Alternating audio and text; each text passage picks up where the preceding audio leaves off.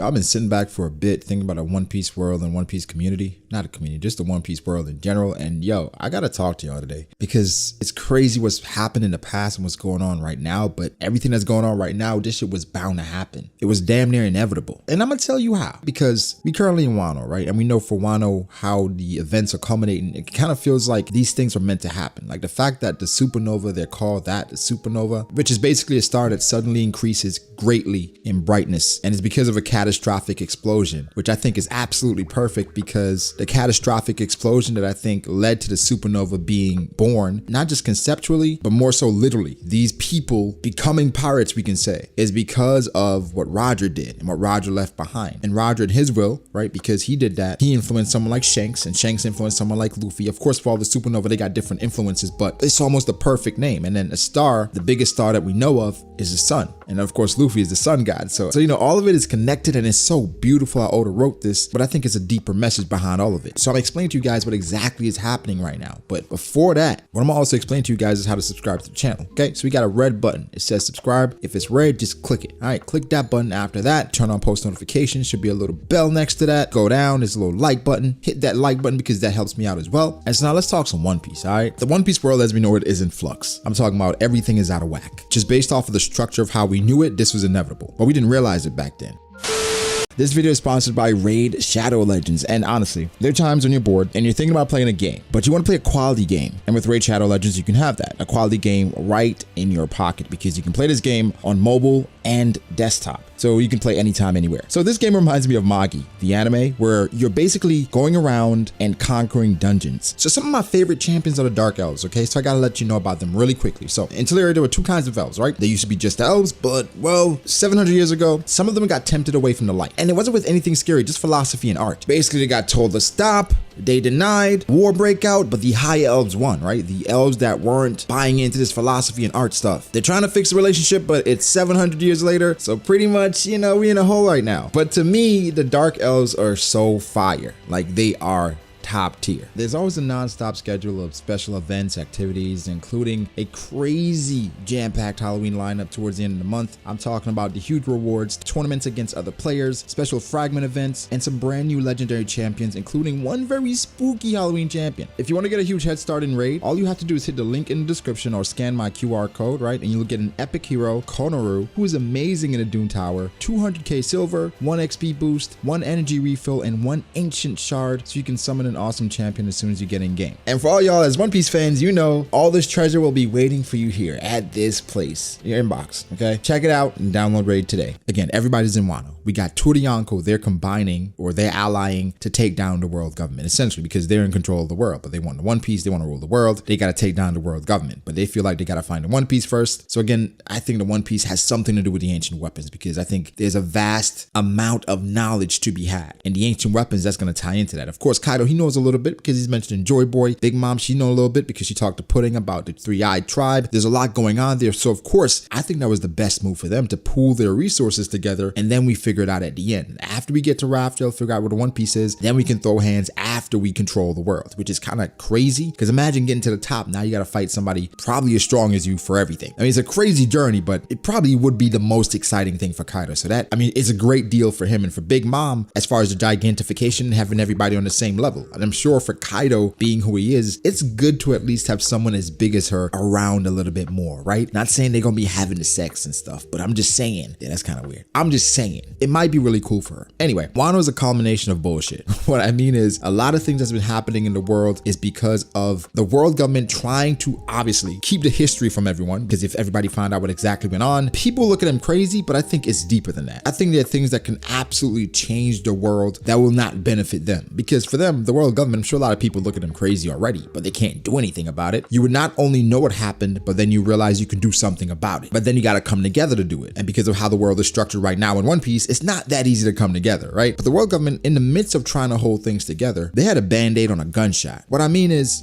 imagine, right? Gold Roger comes, he gives his great speech, talking about his One Piece and his great treasure, say, yo, I got a bunch of shit. I'm about to die, but obviously I'm the Pirate King. I know a lot of shit. If you want it, it's there. Go get it. Starts the greatest battle royale we've ever heard about, right? So now everybody's going after this thing. So the world government's like, fuck, okay, how do we curb this? oh, I know, we're going to use pirates to stop pirates. Think about that shit. We're going to use pirates to stop pirates. Boom, the Warlord system. What a great fucking idea that was. So they use some of the worst and strongest pirates, because I mean, essentially that's what they were, to curb the other pirates, which some may say is a brilliant idea, but I think it was creating an inevitable problem because these pirates obviously are going to use you to their advantage. They're just going to use you. And of course you're going to use them, but they're going to benefit much more than you will. And that came to fruition. Blackbeard. He used them. He brought Ace in, he took the position, got Tempo down, and took what he wanted. He used them. Again, when I first heard about this, it's like, well, that's kind of ingenious. The worst pirates, kind of give them a little bit to take a little bit, and you somewhat, quote unquote, control these pirates, but you don't. Doflamingo was the worst of the worst. I mean, the greatest of the greatest, but the worst of the worst out there. And he was a warlord and a celestial dragon. And there was nothing you could do about it. I mean, he was attacking admirals, he was attacking marines. He did not give a damn. He was Teflon. And that was because of the world government. But what were they trying to hold together? Well, that's why a lot of the Shanks theories come in, where Shanks must be a double agent or working for the world government, because their interests, they somewhat align. Like, this nigga's trying to prevent a lot of cataclysmic events from happening. Going to Whitebeard, going to Marineford, shit, going to the Gorosei. He went above the Marines. He went to the Gorosei like, bruh, there's somebody I gotta talk to y'all about that y'all not paying attention to. And again, that's why I don't think it's Blackbeard, because Blackbeard already got a spotlight on him. You already know the Yonko must be paid attention to. Every time the Yonko moved, we saw the Gorosei, they were like, yo, Whitebeard about to meet up with Shanks. We can't let that happen, bro. What we gonna do? They was like, Shanks is fine. It's Shanks. We know Shanks. Don't worry about it. What we gotta worry about is Crocodile and the Warlord position. Right? Like, the priorities are so messed up with the world government sometimes. It's like, bro, are you guys an AI? Are you guys an NPC? Like, you guys only move when things are happening around you. That's why I love the fact that they're in Wano right now, which is not necessarily them, more so the world government, CP0 and that faction. But I love when the world government can be proactive as opposed to being reactive every single time. Like in the Marineford War, how Akainu went and basically manipulated scored, being proactive, having countermeasures in place. Those are things that I think can aid the world government as opposed to reacting to everything. At some point, y'all got to initiate. And I think that's the main difference of today. Back then in the golden age of someone like Garp, very proactive. With Gold Roger going crazy, Garp was willing to go out there on the seas and go after them. Very proactive. Now the world government, they're pretty much in power. Even though the Yonko system exists, they feel like they've created a balance that they can control. Where it's like, okay, we control everything for the most part. We have our warlords, the Yonko, they're in a stalemate. This is a balance that can work for now. So let's just maintain it. Let's not do too much. Let's not try to acquire. No, it felt like the world government back then was a lot more aggressive, even to the point that they destroyed Ohara. Great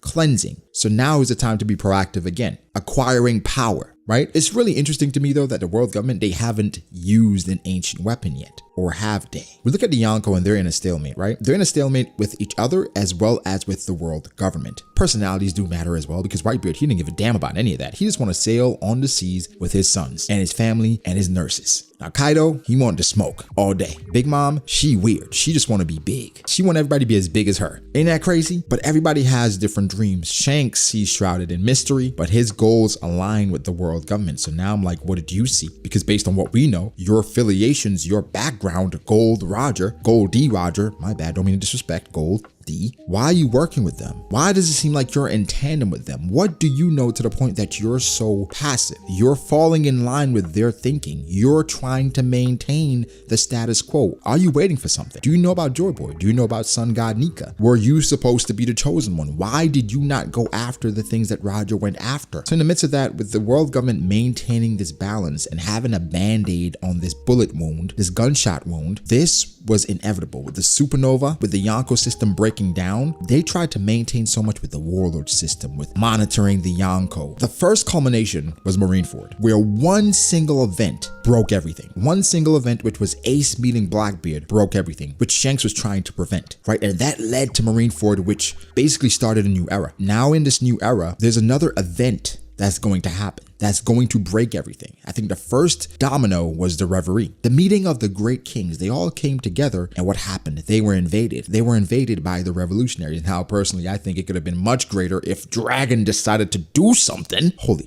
fuck. It's been over 20 years and Dragon hasn't done shit. We gotta wait and see. It is what it is. Let's just wait. And I don't like using length of story as an argument because the story is the story. But within the story, even then, I don't really like how Dragon's been portrayed. I'm just gonna keep it real with y'all. I don't like the fact that Sabo went to the Reverie and he did all this by himself. Of course, that wasn't the plan. But Dragon, when did you plan on declaring war? By not even being there. And then the dick tease that Oda had where the wind was blowing. I'm like, Dragon definitely there. Come to find out, Dragon is in Kamabaka chilling with Ivankov, saying, yo, turn into a woman for me. He didn't say that. But I'm just saying, at some point, Dragon, you gotta do something. You gotta live up to the hype that's been placed on you from the beginning of the story. They were holding up his poster like, yo, this man will be dangerous. What is he? He ain't do shit. He ran from the Blackbeard pirates from his base of operations that he's been hiding for so many years. Bruh, it is weird. However, the culmination of pre-time skip was caused by one single event, and basically why everything broke is because nothing was really stable. You can't trust the warlords. The revolutionaries were out there. The Yonko, they're unpredictable for the most part. The only one they seem to trust is Shanks, and you were okay with that system. And that system led to so much bloodshed, from Crocodile to Doflamingo to Moria to Edward Weevil. A Buggy, you know, he's cool,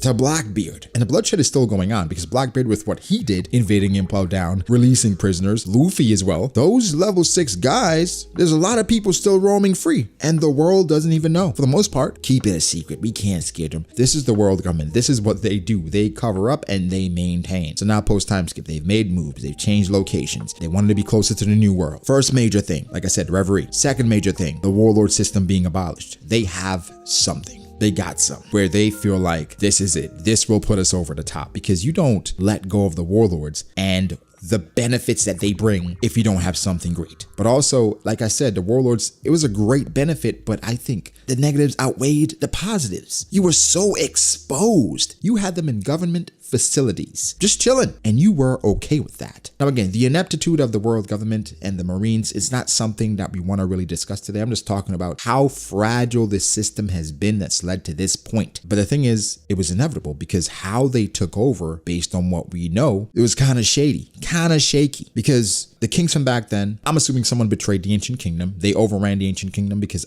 I would assume the ancient kingdom had a lot of power. People got jealous. Somebody betrayed somebody, infiltrated. They got overran. I believe the regular kings were promised goddom. Then after they were promised goddom, they all prepared to attack the ancient kingdom. After they succeeded, they were all elevated to the top of the red line. So in the midst of all of this turnover, you have people that's been hurt, people that's been betrayed, people that's been affected, waiting in silence for one small crack. And it's happened. And that crack is Monkey D. Luffy. I think, again, for Luffy and Wano, he's the deity, and he's been providing hope. For Wano, this is going to slowly trickle down to the world once they realize that Luffy is for real. I think big news is somebody that was probably affected by the world government. Those interests in regards to, I just care about my newspaper, I think for him, he's a secret ally of the revolutionaries. But of course, you can never tell, because for him, my interests are maintained by me. I care about me. But I think that one crack in the system, Monkey D. Luffy, is going to start to trickle down to the world. And the people that have been affected, they've been waiting in silence. Who are those people? The D's. They've been waiting for an opportunity to move and impact the world government, because they're very fragile. Small things need to happen because it's a domino effect. It's like they created a monster. Like for Orochi, he knew it was inevitable. He knew.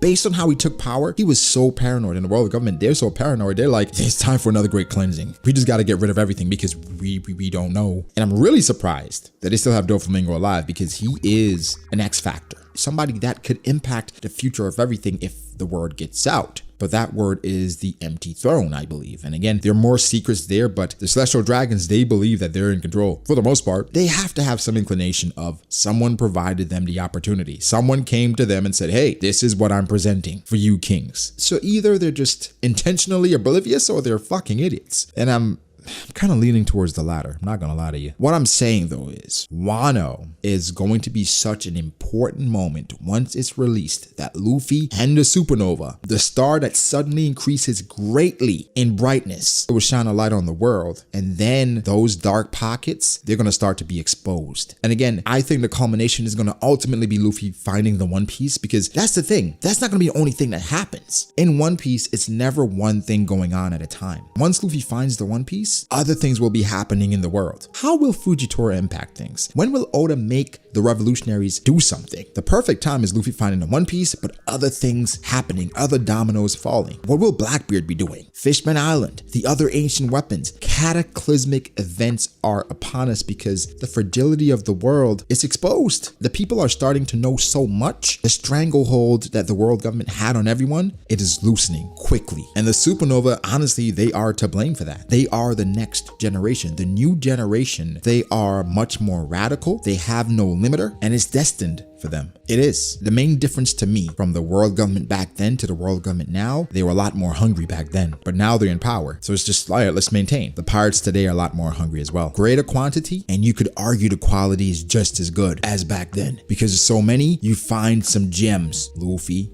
Kid, Law, and of course we can't forget about Shanks, Blackbeard. They're hungry, they want it. And the world government, not everybody wants it the same way it seems. So we'll see, but right now what's happening is what was meant to happen based on the structure of it all. It was always shaky. This was always inevitable. And so people are gonna take what they want. But guys, give me your thoughts. How do you feel about all this? What do you think about the sequence of events that's led us to this point in Wano where we're on the brink of damn near breaking the wheel? Do we understand that? If two Yonko fall right now, what the hell do we think is gonna happen? When Whitebeard fell, it was crazy. From wars to pirates claiming territories, now with two of them? Yeah, it's gonna get crazy. But guys, give me your thoughts. What do you think about all this? Make sure to like the video if you did. Subscribe to the channel for more content like this. Follow me on Twitter at BravoD.Ace. Follow me on Instagram at BravoD.Ace. Thank you to my patrons. I appreciate you guys all so much. Guys, again, like and subscribe. And I'll catch you in the next one. Peace.